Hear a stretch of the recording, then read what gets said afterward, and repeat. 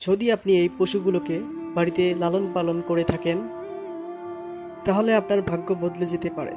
হ্যাঁ, এই পশুগুলোর মধ্যে বরকত আছে। প্রথম নম্বরে আছে বকরি পালন করা। রাসূল সাল্লাল্লাহু আলাইহি সাল্লাম বলেছেন, তোমরা বকরির ইজ্জত করো এবং বকরির গায়ে ময়লা আবর্জনা পরিষ্কার করে দাও, কারণ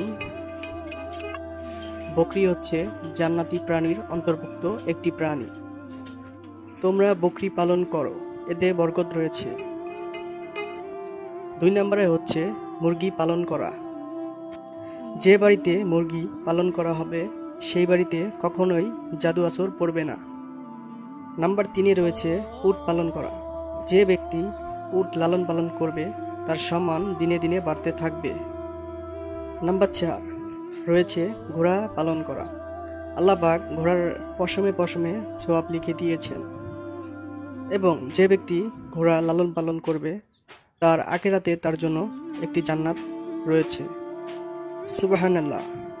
আল্লাহ পাক যেন আমাদের সবাইকে তৌফিক দেন ভালো কাজ করা, এবং আমাদের ইসলামিক চ্যানেলটি সাবস্ক্রাইব করে পাশেই থাকবেন। ভিডিওটি কেমন লাগলো তা কমেন্টে জানাবেন। ভিডিওটি একটি লাইক, একটি শেয়ার করতে ভুলবেন না। নেক্সট ভিডিও পাওয়ার জন্য সাবস্ক্রাইব মাই চ্যানেল। আল্লাহ হাফেজ।